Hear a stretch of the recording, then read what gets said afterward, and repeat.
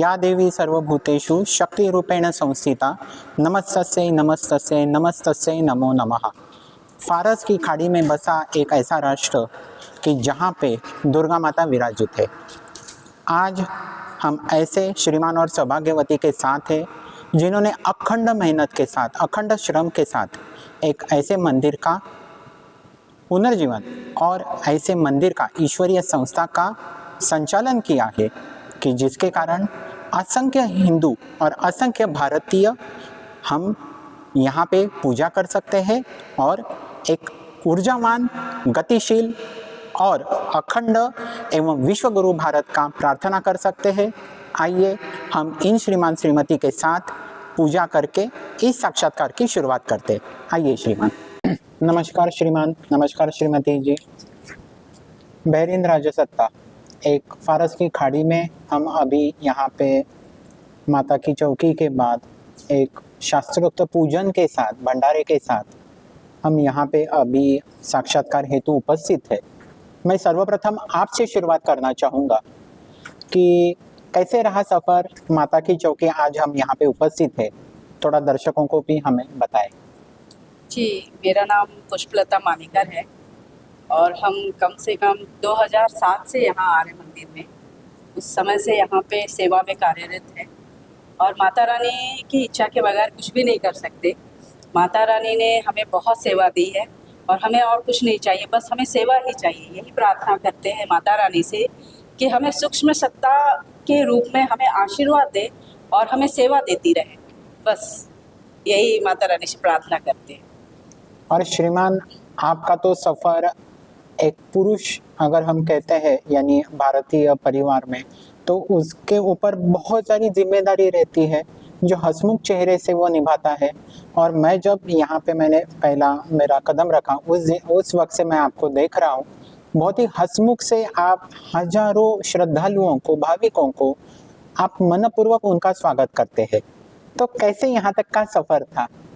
मैं प्रदीप कुमार मानेकर जमशेदपुर का रहने वाला हूँ और 2007 में बहरीन आया। मैं आने के बाद में इस दुर्गा मंदिर में जब पहली बार आया तो मैं बहुत ज़्यादा ही भाव विभोर हो गया कि एक अरबिक कंट्री में, एक इस्लामिक कंट्री में ऐसा भव्य मंदिर, बहुत ही आश्चर्य हुआ मुझे। मैं एज ए नॉर्मल वॉलंटियर की तरह यहाँ आता था, लेकिन बाद में 4-5 सालों के बाद में मैं धीरे धीरे इस मंदिर के सेवा में और भी सक्रिय हुआ। लेकिन 2013 और 14 के समय जब हमारे भारतीय इलेक्शन हुआ और मोदी जी ने वहाँ पर जब पहला उन्होंने भाषण दिया कि हमें भारत देश को विश्व गुरु बनाना है, तो वो मेरे मन में ऐसा छा गया कि मैंने सोचा कि क्यों हम भी एक भारतीय हैं, क्यों नहीं हम भी यहाँ से एक छोटा सा कदम उठाए। और मैं स्लोली यहाँ पर जितने मंदिर है सबसे मिलना शुरू किया, एक एक करके पर्सनली मैं मिला। और बहरीन में जो लोग बाहर से आते हैं, मिडिल ईस्ट कंट्री से, जैसे सऊदी, कतर, ओमान, सारे सनातनी लोग से मैं पर्सनली मिलना शुरू किया और एक छोटा सा मैंने ग्रुप बनाया जिसका नाम रखा मैंने टेम्पल इन्फॉर्मेशन ग्रुप। और मैं 2 डिवोटी से उस ग्रुप को जोड़ा, 2 डिवोटी से मैंने स्टार्ट किया और स्लोली मैंने हर टेम्पल से कांटेक्ट करने के बाद में उनको इस ग्रुप में ऐड किया। अभी आज की तारीख में हमारे साथ में कम से कम 2500 डिवोटीज़ बहरीन के और सारे मिडिल ईस्ट कंट्रीज़ के इससे जुड़े हुए हैं। तो मुझे ये ऐसा भाग्य मिला है कि मैं लोगों का सेवा कर सकूं। जितने हमारे भारत से सनातनी लोग इस outside of Bahrain they are living, sorry बोलिए, कंटिन्यू कर। आउटसाइड इंडिया जो रहते हैं उनको किस तरीके से मंदिरों के बारे में जानकारी हो। काफ़ी लोग यहाँ पर रहते हैं जो 30-30 साल और 35-35 सालों से यहाँ रह रहे हैं, जिनको पता नहीं है कि आपके घर के पास में कोई मंदिर है। अभी हमारे साथ में 20 मंदिर बहरीन के और 2 मंदिर दुबई के जुड़े हुए हैं, जिनके बारे में 22 कोऑर्डिनेटर्स हैं और वो कोऑर्डिनेटर्स अपने सारे प्रोग्राम्स को इस ग्रुप में रिले करते हैं, जिससे हमें सारे लोगों को जानकारी मिलती है। और ये छोटा सा काम अभी आज की तारीख में बढ़ते जा रहा है। अभी मुझे नहीं पता कि और आगे कितने बढ़ेंगे। आज की तारीख में जैसे आज बहुत ही अच्छा दिन है, इसमें कुछ सऊदी से भी लोग आए थे माता रानी का दर्शन करने के लिए, और थोड़े दिन पहले ही यहाँ पर हम लोगों ने हनुमान जी का प्राण प्रतिष्ठा किया, शनि शिला का भी प्राण प्रतिष्ठा किया यहाँ पर, जो कि पूरे जीसीसी में कहीं पर भी नहीं है। ये पहला मंदिर है जहाँ पर शनि शिला का हम लोग ने स्थापना किया है। दूसरा, जो भी प्रोग्राम हमारे इंडिया में होते हैं, जैसे कि अभी श्री राम लला जी अयोध्या में 2023 में शुरू हुआ उनका काम, और 2024 में रामलला जी अयोध्या में आए, तो एक साल हुआ 2025 में। तिथि के हिसाब से हम लोगों ने 17 जनवरी 2025 को यहाँ बहुत बड़े विशाल प्रोग्राम किया, जिसकी डंका भारत के हर न्यूज़पेपर्स में आया कि बहरीन एक ऐसा छोटा सा देश है जिसमें हिंदू की संख्या कम से कम 3 या 4 लाख होगी, लेकिन वहाँ पर उन्होंने हनुमान जी का और रामलला जी का ऐसे बड़े बड़े प्रोग्राम किए कि लोग बिल्कुल भी मतलब उसके बारे में कुछ दूसरा बोल ही नहीं सकते हैं। जैसे कल की तारीख जो 7 तारीख थी, 7 तारीख को भी शनि शिला का जब स्थापना हुआ तो काफ़ी हमारे डिवोटीज आए और बोले कि शनि शिला का स्थापना यहाँ पर हुआ, ये तो बहुत ही बड़ी बात है। कुछ लोग तो सिर्फ रो रहे थे, यहाँ पर आंसू बहा रहे थे, उनके भाव इस तरीके से चेंज हो गए कि बोले शनि शिला का यहाँ पर दर्शन होना बहुत ही बड़ी बात है। दर्शक भी हमारे जानना चाहेंगे, 18 वर्ष हुए आपको, जी आप जो हम राष्ट्र बोलते हैं भारत, जी आप कहाँ से हो? जी, मैं जमशेदपुर से हूँ। और क्या मिस करती हो? अभी 18 वर्ष हो गए आप बहरीन राजसत्ता में हो, तो क्या मिस करते हो आप? दादी की कोई चीज, व्यंजन, या नानी का कोई व्यंजन, अपनी माता का बनाया हुआ व्यंजन? क्योंकि कोई भी व्यक्ति हो, स्त्री या पुरुष, अपने दादा दादी, नाना नानी, मम्मी पापा, उनको वो कभी विस्मरण में नहीं ये कर सकता। तो कोई खास ऐसा व्यंजन है कि जो हमारे दर्शकों को बताए, राज्य का वो व्यंजन? जी, दादी की एक व्यंजन है जो गुजिया बोलते हैं, वो गुजिया मिस करती हूँ।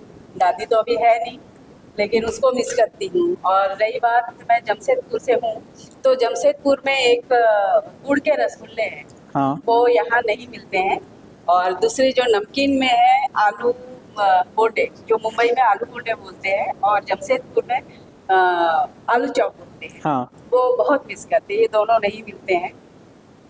तो यानी दर्शक, अगर आप कोई जमशेदपुर से है या इनके परिवार से या इनको पहचानते हैं या आप राष्ट्र में कहीं पर भी स्थित है, तो 2 व्यंजन अगर आप जमशेदपुर में जाते हैं तो जरूर ट्राई करें, ऐसे हम बता सकते हैं। यजमान, आपके बारे में, आपका बचपन कौन से राज्य में? मैं प्रदीप कुमार मानेकर, मेरा भी बचपन जमशेदपुर में ही बीता, लेकिन मैं पढ़ाई और कॉलेज की पढ़ाई मैंने जमशेदपुर से बाहर रह के किया है। मैं स्कूलिंग अपना सैनिक स्कूल रीवा मध्य प्रदेश से किया हूँ, और इंजीनियरिंग मैंने REC राउरकेला से किया है। ओके। और आपका दादी नानी, जैसे वो एक परिवार के एक गृहिणी रहती है, ज्येष्ठ, तो उनके हाथ का कोई व्यंजन आज आप मिस करते हो जो दर्शकों के साथ आप सामायिक करना चाहोगे? बिल्कुल, मैं अपनी मम्मी का हलवा बहुत मिस करता हूँ। अभी तो मेरी मम्मी नहीं है, लेकिन यहाँ पर भी हम लोग कोशिश करते हैं, जब भगवान के द्वार पे आते हैं तो माता रानी का जो भोग बनता है उसमें हलवा ही बनता है। तो मेरी जो कमी रह गई थी मम्मी से, वो यहाँ पर पूरी हो जा रही है माता रानी के मंदिर में।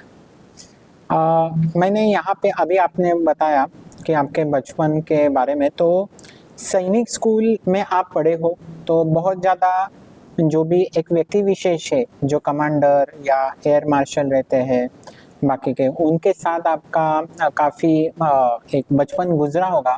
शायद इसी वजह से ये मंदिर प्रशासन को आप अपने प्रशासन में रख पाए। बहुत अच्छे से आपने ये नियोजन किया है। ये बहुत अच्छा प्रश्न किया आपने मुझसे।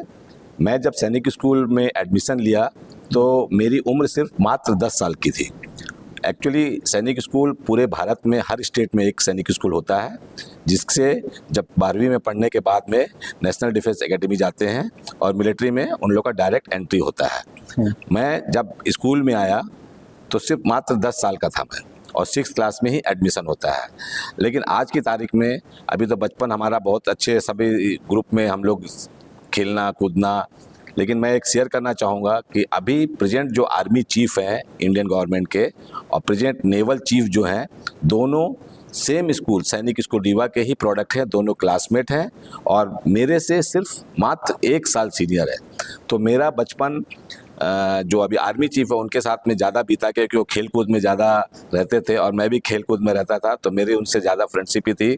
और डिसिप्लिन लाइफ मेरी अभी ऐसी है कि मैं यहाँ पर जो मंदिर में सेवा कर रहा हूँ, सारा डिसिप्लिन उसी के अनुरूप यहाँ पर भी मैं करने की कोशिश करता हूँ। क्या हमारा विजन इंडिया डॉक्यूमेंट्री, मान्यवर आप दोनों को तो परिचित हो कि विजन इंडिया डॉक्यूमेंट्री एक ऐसा हमारा चित्रफित हम लोगों के सामने लेके जा रहे हैं कि जिसमें संरक्षण दल के बहुत सारे व्यक्ति हैं।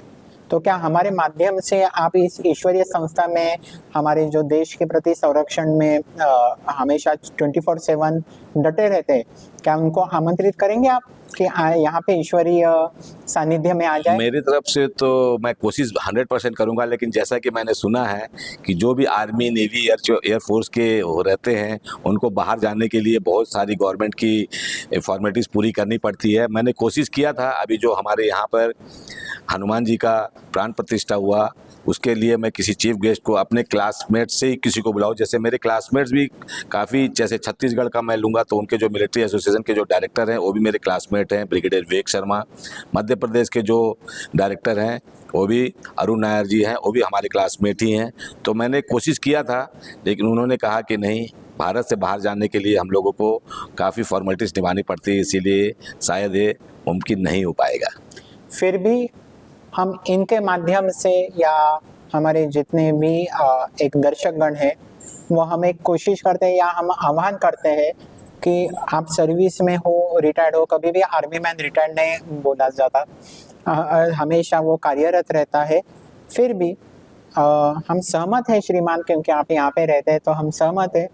फिर भी हम तीनों की ओर से जितने भी दर्शक हैं, जितने भी हमारे संरक्षण दल के दर्शक हैं, हम तीनों विनती करते हैं कि आप जरूर यहाँ पे पधारें और ईश्वरीय सानिध्य का आप कृपा प्रसाद ले। और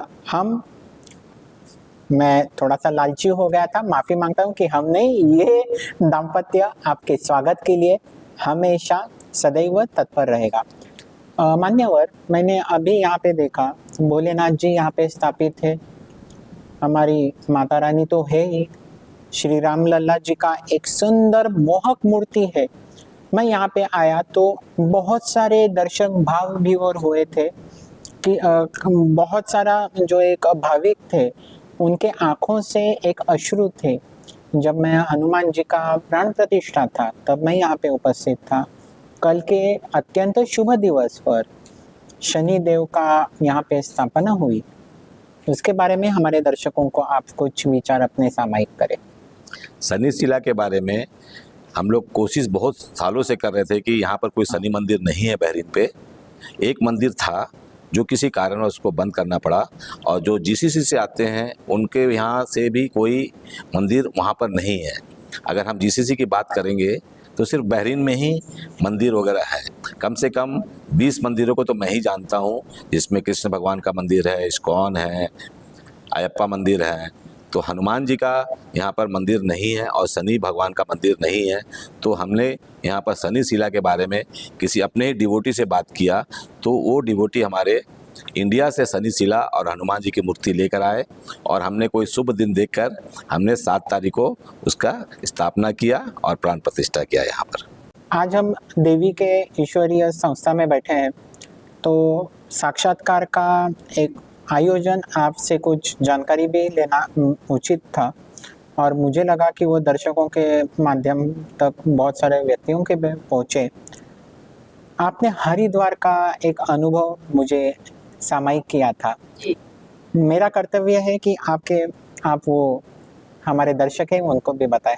जी बिल्कुल। असल में मैं जब 10वीं में थी, 10th का एग्ज़ाम दी थी, तो वो 3 महीने का जो गैप होता है रिजल्ट आउट होने में, उस टाइम पे मेरे पिताजी मुझे हरिद्वार शांति कुंज लेके गए थे दर्शन करवाने के लिए।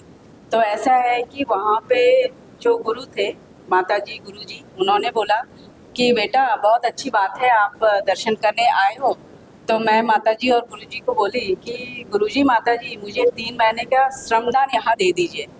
तो गुरुजी माताजी ने बोला कि बेटा अभी तो पूरी उम्र पड़ी है सेवा करने के लिए, तो आप एक काम करिए, घर जाइए, पहले आप पढ़ाई कीजिए, उसके बाद में श्रमदान कीजिएगा।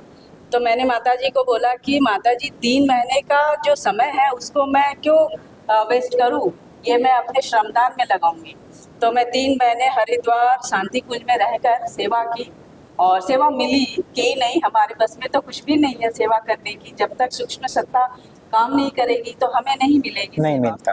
तो मैं सेवा की, मिली मुझे सेवा। और उस समय महायज्ञ होने वाला था। उस समय फिर जब महायज्ञ था, कम से कम 14-15 हजार लोग मतलब प्रतिदिन दर्शन करने आते थे। और वहाँ माता जी के पास में एक जाप करना था, वो मुझे सेवा मिली शांति कुंज में। और हमारा जो ये था वस्त्र थे, पीली साड़ी और खड़ाऊ। वो 10th क्लास में मैं पीली साड़ी और खड़ाऊ पहनने का जो अनुभव है मुझे बहुत ही काफ़ी अच्छा लगा। और जब वो वस्त्र पहन के हम जब तंबू लगे हुए थे महायज्ञ में दर्शन करने जाते थे महायज्ञ में, तो लोगों की भीड़ हमारे पास में चरण स्पर्श करने आते थे कि साक्षात आप देवी के रूप है। तो वो मुझे काफ़ी प्रेरित करता है कि आगे भी हम अपनी सेवा को ऐसे ही बढ़ाएं। जी धन्यवाद। यानी ये जो कटिबद्धता है जी धर्म के प्रति या एक सेवा के प्रति, जी। तब वहां से वो शुरुआत हुआ। जी श्रीमान जी ने जैसे बताया कि सुबह 4 बजे उठ के यहाँ पे आने के लिए प्रस्थान करना, तो 2:30 बजे उठना पड़ता है प्रातः। आपका भी योगदान है इसमें। और स्त्री तो मुझे लगता है कि अष्टपैलु व्यक्ति ही रहती है, जी बिल्कुल। सर्वगुण संपन्न तो रहती है, अष्टपैलु भी रहती है। तो आप क्या दर्शकों को बताना चाहोगी? मैं दर्शकों को ये बताना चाहूँगी कि मुझे सेवा में इतनी लगन है कि मैं चाहती हूँ बस सेवा मिले। सेवा एक बहुत बड़ी है। तो मेरे जब छोटे बच्चे थे वो स्कूल जाते थे, उनके बैग में मैं घर की जो चाबी होती है बैग में दे देती थी और सेवा में निकलती थी। जैसे 2 बजे 3 बजे हर फ्राइडे को मैं 11 बजे निकलती थी। यहाँ के किचन की जो भी सेवा मिलती थी सारी सेवा मैं बोलती थी माता रानी मुझे सेवा मिले मंदिर की।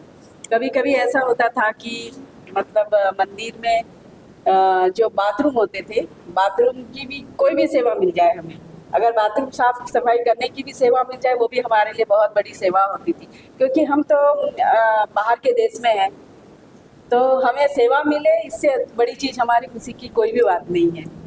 यानी ईश्वर के पास अगर आपको ईश्वर के पास या ईश्वर के चरणों में जी। आपको स्थान प्राप्त करना है, जी। तो कोई भी सेवा हो, कोई भी स्वरूप में सेवा हो, और कोई भी कौन से भी समय पे हो, जी। और कोई भी कौन से राष्ट्र में हो, जी। वो आपको समर्पित भाव से करना है। पूरी समर्पित भाव से। और यहाँ तक कि मंदिर में मैं तो कहूँगी कि कोई भी सेवा मिले, चाहे बाहर झाड़ू लगाने की सेवा मिले, चाहे बाथरूम साफ करने की सेवा मिले, बर्तनों की सेवा मिले, कुछ भी सेवा मिले, बस भगवान अपने आश्रय में रखे और सेवा दे, यही बहुत बड़ी चीज़ है।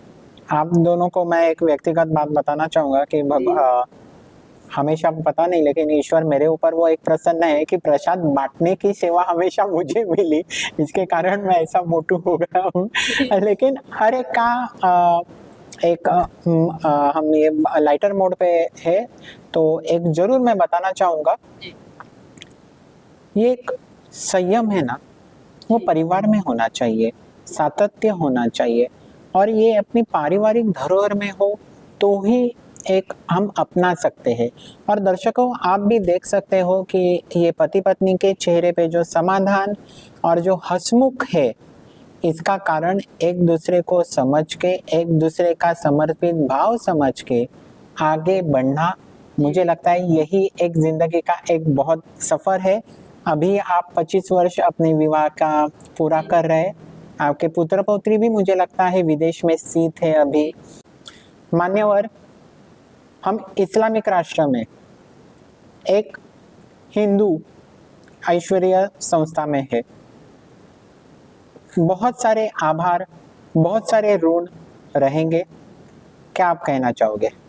मैं दर्शकों को ये बताना चाहूँगा कि बहरीन राज सत्ता के जो महामहिम राजा हैं और प्राइम मिनिस्टर हैं और बाकी जितने मिनिस्टर्स यहाँ के हैं और शासकीय विभाग के गवर्नमेंट ऑफिसर्स, सारे लोग हिंदू समाज के जितने भी मंदिर है उनको अपना योगदान अपने तरफ से करते हैं। और समय समय पर अगर उनको हम लोग इनवाइट करते हैं तो उन लोग मंदिर में आके दर्शन भी करते हैं। और दीपावली में किसी के घर में प्रोग्राम होता है तो उनके घर में भी क्राउन प्रिंस आते हैं और वहाँ का उन्होंने दर्शन करते हैं वहाँ पर भी आके। यानी दर्शकों, मुझे यहाँ पे श्रीमान श्रीमती ने जो बताया, शायद वो बताने के लिए मैं उचित माध्यम हूँ या नहीं, लेकिन मुझे बताना आपका मेरा एक कर्तव्य है कि हम एक इस्लामिक राष्ट्र में है, लेकिन हमारा धर्म, हमारा संस्कृति, हमारा जो भी धरोहर है वो आज़ादी से एक हम स्वतंत्र तौर पे, लेकिन एक अच्छे व्यक्ति के यहाँ से हम निभा सके, इसके लिए हर एक व्यक्ति यहाँ पे कटिबद्ध है।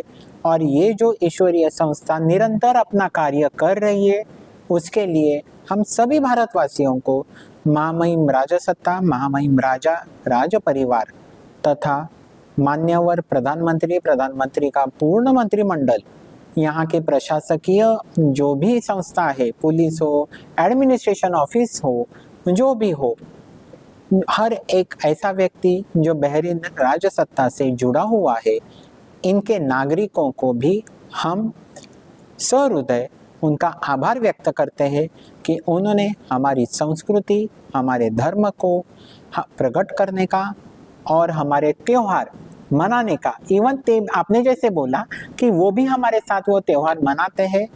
हम ये माध्यम से, ये चित्रफित माध्यम से हम तीनों और हमारे असंख्य चाहने वाले सभी राजसत्ता के, बहरीन राजसत्ता के हर एक व्यक्ति के प्रति ऋण निर्देश अर्पित करते हैं। मान्यवर, ये चित्रफित, ये साक्षात्कार के समापन में निश्चित तौर पे मुझे एक आपसे सवाल पूछना है कि बहरीन राजसत्ता ने बहुत सारा योगदान, एक हमें स्वतंत्रता दी, हमें फलने की, हमें आगे जाने का एक ऊर्जा उन्होंने दिया, लेकिन हमारा भी कर्तव्य है कि अगर हमें स्वतंत्रता मिली है तो हमारा कर्तव्य है कि हम उसका पालन करें और मर्यादा में रहें। क्या इस ईश्वरीय संस्था ने कौन सा योगदान बहरीन राजसत्ता के मार्गक्रमण में दिया? सबसे पहले तो माननीय, मैं बहरीन देश को प्रणाम करना चाहूँगी कि हम देशवासियों, हिंदू देशवासियों को इतनी निष्ठा और प्रेम पूर्वक आगे बढ़ने की निष्ठा दी है और निरंतर हम प्रयास करते रहे हैं, हम भारतवासी कि आगे बढ़ते रहे और स्थिरता दी है, ऊर्जावान दी है कि हम जितने भी हम हिंदू देशवासी हैं, हम प्रार्थना कर सके, पूजा कर सके। इस बहरीन की मिट्टी में हमें ये अवसर मिल रहा है, इससे बहुत प्रेरणा मिलती है कि हम और निरंतर आगे बढ़ते रहें और अपनी पूजा प्रार्थना करते रहें। और निश्चित तौर पे ऐसी ईश्वरीय संस्था बहरीन के हर एक व्यक्ति के लिए प्रार्थना करता है। ऐसी ईश्वरीय संस्था जिसमें हम अभी चित्रफित ये प्रदर्शित कर रहे हैं, हर एक बहरीन के व्यक्ति के लिए स्थिरता, सातत्य, संयम एवं ऊर्जा प्रकट करती है। हम यहाँ के हर एक व्यक्ति के प्रति उतना ही प्रेरणादायी है कि जितना हम अपने भारत के प्रति है। और विश्व में बहरीन राजसत्ता अपना सर्वोच्च नाम प्रकट करे या सर्वोच्च जो हमारी एक श्रेय नामावली रहती है उसमें वो विराजित हो, इसके लिए ये ईश्वरीय संस्था सदैव प्रार्थना करती है। और ये ईश्वरीय संस्था सदैव वही ऊर्जा इस धरती को देती है जिस धरती ने हमें स्वतंत्रता दी। बिल्कुल, एक बार फिर से बहरीन देश की मिट्टी को सत सत नमन, प्रणाम। और दर्शकों, इस चित्रपट को, इस साक्षात्कार को हम 9 जून की पूर्व संध्या पे चित्रित कर रहे हैं। कल एक ऐसा व्यक्ति जिसने विश्वगुरु भारत बनने का सपना लेके शपथ ली थी, यानी श्रद्धेय श्री नरेंद्र दामोदर दास मोदी जी को 11 वर्ष पूर्ण हो रहे हैं। हम उनको हमारी प्रेरणा, हमारी ऊर्जा समर्पित करते हैं और हम तीनों एक संकल्प आपके माध्यम से यहाँ पे लेना चाहते हैं कि विश्व गुरु भारत के लिए जितना भी योगदान हमसे बने वो योगदान हम करें। मान्यवर, ये चित्रफित, ये साक्षात्कार होने के लिए, ये साक्षात्कार पूर्ण करने के लिए अनेक व्यक्ति यहाँ पे थे। कोई जमशेदपुर से हमें साक्षात्कार कैमरा के सामने दे रहा था, तो कोई केरला, पौंडीचेरी, तमिलनाडु, कर्नाटक, आंध्र से कैमरा के पीछे हमारे यहाँ पे सब मदद के लिए थे। यानी पूरा भारत ये साक्षात्कार के लिए और माँ का आशीर्वाद लेने के लिए यहाँ पे मौजूद है। भारत की यही एकता, यही अखंडता हमें विश्व गुरु बनाएगी। सुबह 4 बजे शुरू होने वाला आपका दिनक्रम रात को 2:30 बजे, मुझे लगता है ये साक्षात्कार अभी रात को 2 बजे तक हमारा चल रहा है। तो ऐसे रात में हम ये कर रहे हैं। विश्व गुरु भारत, अखंड भारत और युवा भारत के प्रति संकल्पबद्ध के लिए जय हिंद, जय महान। जय हिंद, जय बहरीन। यहाँ पे आपका साक्षात्कार लेने के लिए सच में बताएं तो मेरे पास कोई एक मैन पावर नहीं थी, लेकिन हमारे मधुकर अन्ना जी, उनके द्वारा सुदीप जी और हमारे पवन कुमार जी और आपके जितने भी यहाँ पे लोग हैं, उन सभी का मैं सहर्ष आपका एक ऋणी रहूँगा कि बहरीन राजसत्ता में आपका साक्षात्कार लेने के लिए मुझे सभी ने मदद की। आप सभी का मनपूर्वक आभार। ये जो साक्षात्कार होगा वो निश्चितच बुजुर्ग, मध्यम वर्ग और हर एक युवा के लिए प्रेरणा, आशा और गर्व के लिए रहेगा। मनपूर्वक आप सभी का और जितने भी यहाँ पे उपस्थित, अनुपस्थित सर्व दर्शक है, उनके लिए भी हम ऋणी हैं। Thank you from vision India documentary. मैं प्रदीप कुमार और मेरी पत्नी पुष्पलता आप लोगों का स्वागत करते हैं दुर्गा मंदिर में। Thank you. और मान्यवर, अभी मैंने एक संस्मरणीय एक क्षण मैंने वो देखा कि आपने एक जन्मदिन मनाया, आपके जो सेवेकरी है उनका आपने जन्मदिवस मनाया। तो मेरी एक आपसे प्रार्थना है आप दोनों से कि हमारे जितने भी दर्शक हैं उनको आप अपने परिवार से मिलाएं। जय श्री राम, जय माता दी। जय माता दी। मैं जो इस मंदिर के पुजारी जी हैं उनसे आप लोगों का परिचय करना चाहता हूँ। सीताराम पंडित जी, आप कृपया आए।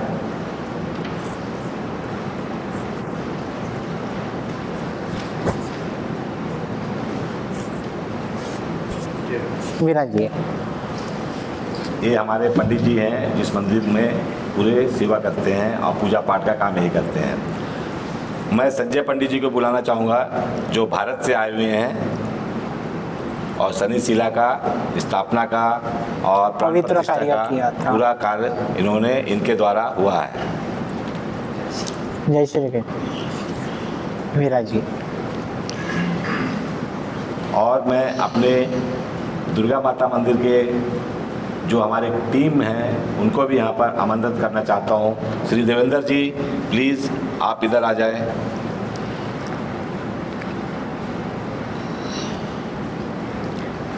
और संजय जी से भी मैं निवेदन करूँगा कि आप भी इधर आ जाए। लेडीज़ का मैं करती हूँ।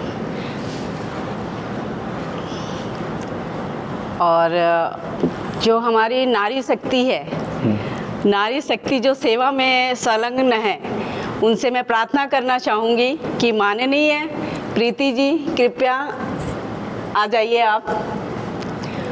और दूसरा नाम है एक हमारी और एक सेवादार हैं पूजा जी, कृपया जय माता दी। आ जाइए यहाँ।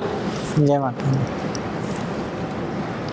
और मैं बच्चों से भी रिक्वेस्ट करूँगा कि बच्चे भी यहाँ पर काफ़ी सेवा करते हैं। सारे बच्चे प्लीज़ आ जाए, आप लोग जल्दी आए। आप लोग आगे आके बैठिए। आगे नहीं ना। आप दोनों का नाम बताएं। तविशा। तविशा। आपका? आदित्य। यानी मान्यवर, जैसे हर एक वर्ग, हर एक आयु की व्यक्ति यहाँ पे सेवाधारी है और जैसे माननीय आपके श्रीमती ने बताया कि कोई भी कार्य छोटा नहीं रहता, कोई भी कार्य बड़ा नहीं रहता, सेवा सेवा रहती है जो समर्पित कार्य है। हमारा कोई भी विजन इंडिया डॉक्यूमेंट्री का साक्षात्कार का आयोजन एक ही है यहाँ पे आपके सामने जितने भी व्यक्ति है वो सेवादारी है, वो माँ की सेवा निरंतर करते हैं। ये साक्षात्कार प्रकट करने के लिए हमारे पीछे जितने भी व्यक्ति कार्यरत है उनका मैं ऋणी हूँ। या इनके पीछे मेरे साथ जितने भी पुजारी बैठे हैं, यहाँ के सेवेदारी बैठे हैं, यहाँ का युवा है, ये युवा अगली 25 साल बाद जब हमारे यहाँ पे बैठेगा, कुर्सियों पे बैठेगा, तो ये साक्षात्कार हमेशा वो सदैव रखेगा। वो बोलते हैं ना, वो मोमेंट हम ये करते, कैप्चर करते हैं। वैसे श्रेष्ठ भारत, स्वर्णिम भारत, अखंड भारत के साथ विश्वगुरु भारत के लिए सदैव आगे बढ़ते रहे, सदैव आगे बढ़े। मैं कुरियर बॉय का काम कर रहा हूँ, जो आपके सामने इन सभी का, ये छोटे बच्चे से लेके इन वरिष्ठ लोगों का सबका कार्य आपके तक लाने के लिए ही हमारा निरंतर प्रयास है। विश्वगुरु भारत के लिए हमेशा हम सदैव कार्यरत रहेंगे। जय हिंद, जय भारत। जय भारत।